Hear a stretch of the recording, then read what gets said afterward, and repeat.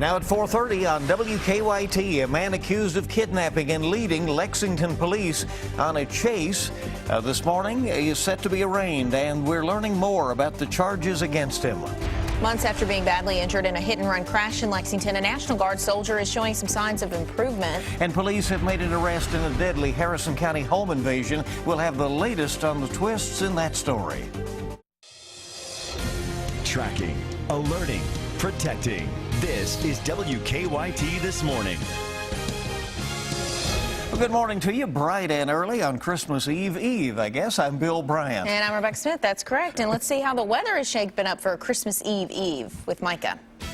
Well, we're looking outside and seeing First Alert Defender live radar and holding on to a few showers here and there. Now, we do actually have the opportunity to hear a couple of rumbles of thunder today. Don't expect any severe weather. Nonetheless, we're still holding on to pretty gusty winds and also those showers making their way into the region as of right now. But like I said, you could get some rumbles of thunder out of this as we make our way through time. So temperatures right now in the 50s. We'll stay in the 50s for most. I think we'll actually hit some 60s down south. And by the afternoon, we're sitting there at 57. Rain will be likely throughout the day today, tomorrow, and then we may even see a few flakes fly through the sky. I'll go over your latest forecast for Christmas coming up. Okay, we'll see you in a bit. Let's get to the news. A man accused of kidnapping a woman and getting into a high-speed chase with police over the weekend is set to be arraigned today. We're learning more about the charges against Marco Marcel Givens. Lexington police arrested him after a chase Saturday morning. They say he forced a woman and her child into his car and then sped off down Georgetown Street. Police caught up with him on Pemberton and arrested him. Givens faces numerous charges, including fleeing and evading police, wanton endangerment, and third-degree assault for spitting on firefighters. This morning, he also will face a parole violation and a second-degree burglary charge. A full report on that story ahead at 5 on WKYT News this morning. It has been 3 months since a Guam National Guard soldier was badly injured by a suspected drunk driver in Lexington. Noel Espino was hit by an SUV while at a bar on Euclid Avenue back in September. He's still in the hospital recovering, but friends say he's making a lot of progress. WKYT's Victor Puente has the story. Captain Noel Espino has been here at UK Hospital since September. He's had several surgeries, including skin grafts and amputations. Despite everything he's been through, the people who know him say he feels blessed this Christmas. This picture of Captain Noel Espino shows how much he's improved since being hit by a car a few months ago. He's alert, he's getting some more food, sustenance, so he's able to, his face is filling out really nicely, and just really able to express his gratitude for so many people in so many ways. He was in Lexington for some training, along with several other Guam National Guard members, when he was struck outside of the beer trap on Euclid Avenue. Police arrested the man they say hit Espino, Jared McCargo, and charged him with DUI. The hardest battles are given to the toughest soldiers, and he's been one, and so it's been neat to see the community band together for him, and he's so grateful for prayers and so many thoughts and the gift of faith. Since his injuries, Espino has had his wife, Rose, by his side. He's also been joined by Father Norman Fisher, a Lexington priest who posted pictures from the hospital to his Twitter account. Fisher says despite everything he's going through, Espino said he still feels grateful for all the support he's received. Even in the midst of darkness, we can bear the light that God's given to us to share. Fisher told me Espino and his wife wanted to give a special thanks to all of his nurses and the blue team of doctors who've helped him during his recovery. In Lexington, Victor Puente, WKYT. Well, Father Fisher says in January, doctors hope to move Espino to a care center in Palo Alto, California to continue treatment and be closer to home. A homeowner tells us he feared for his life when two men forced their way into his Harrison County home. Bill Jolly says he grabbed a gun and fired shots, killing one of the intruders Monday morning. Police say it started after Raven Edwards asked Jolie if she could stop by the house. They say Edwards showed up with her boyfriend Marcus Gross and another man named Larry Nolan. Police say Gross and Nolan forced their way inside and attacked Jolly. Jolly says he had to fight back.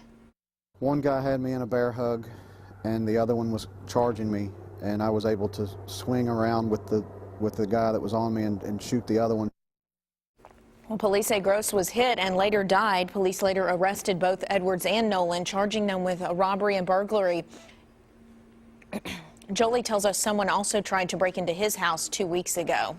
Well, she says a strange man tried to kidnap her as she put groceries in her car, but that Central Kentucky mother says she was able to fight him off. The frightening encounter took place over the weekend at Brannon Crossing in Jessamine County, and now police have stepped up patrols in that area, and shoppers have told us they're being more careful.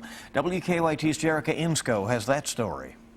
What were the man's intentions? That's a question we're still asking after a woman shared her story with us about a man trying to kidnap her from this parking lot in Brannon Crossing. It's a story we're continuing to track in order to protect you and alert others. Nicholasville police are stepping up patrols near this Kroger, but the best protection starts with yourself. Lori Jones says she did what she could when a man attacked her Sunday evening. I screamed and I just started throwing elbows. And that's how I got out. I just remember hitting something with my elbows, and he ran off. It frightens me. I'm surprised that it would be in this area. Having lived it, Jones is sharing her wisdom so it doesn't happen to anyone else. Always be aware of your surroundings and be as loud as you can, honk your horn, do whatever you can. And others are voicing their tips to also protect whoever they can. Stay off your cell phone. Don't text while you're walking through the parking lot. Have your keys out before you get in the car, and don't sit in the car for a long time by yourself. They're prompting everyone to give a watchful eye. It's just sad that you have to worry about that this time of year. To keep others from taking this holiday season. Police are still searching for the man responsible, so if you saw anything or have any information, you are asked to call Nicholasville Police. In Nicholasville, Jerica Insco, WKYT. And the victim describes the vehicle that the man was in as a white passenger car with a drooping back bumper. State police need your help in finding two people who are wanted for a violent robbery in Knox County. They're looking for 36-year-old David Bays and 41-year-old Donna Bays. Police say late Saturday night the two showed up at Dennis Graham's home on Powers Road and robbed him. They say David Bays also attacked Graham, causing serious injuries to his head. Police say the suspects got away with a large amount of money. Graham was airlifted to the University of Tennessee Hospital for treatment. Well, the search continues this morning for two men wanted in connection to a Lexington shooting. Police say a man was shot yesterday morning near East 6th and Pemberton Streets. Surveillance video shows the men Lexington police are looking for. Police think they were driving a white car. The victim was taken to UK hospital with possible life-threatening injuries. Police say they are not sure what led up to the shooting. Well, police have charged a man they say stole $60,000 from the Eastern Kentucky Walmart store where he worked. Middlesboro police say for 3 months, 34-year-old Ray Paul Wilder stole money that was supposed to go into an ATM. He was in charge of putting money into that ATM every night at the Middlesboro Walmart, but police say he stole money several times and managed to hide from surveillance cameras. Once he got the cash canisters for the ATM, that's how he would gain access. He would pop the top open, access cash, and then anywhere between $1,000 to close to $7,000 at a time. Well, police say another Walmart employee investigating the missing ATM money caught Wilder in the act. When they arrested him, they say he had $10,000 of the stolen money in his home.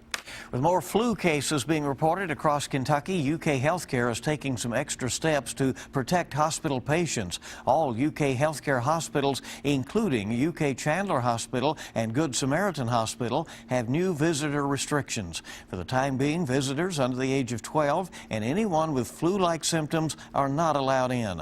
Only 2 people can visit a patient at a time, and those visitors may be asked to wear masks.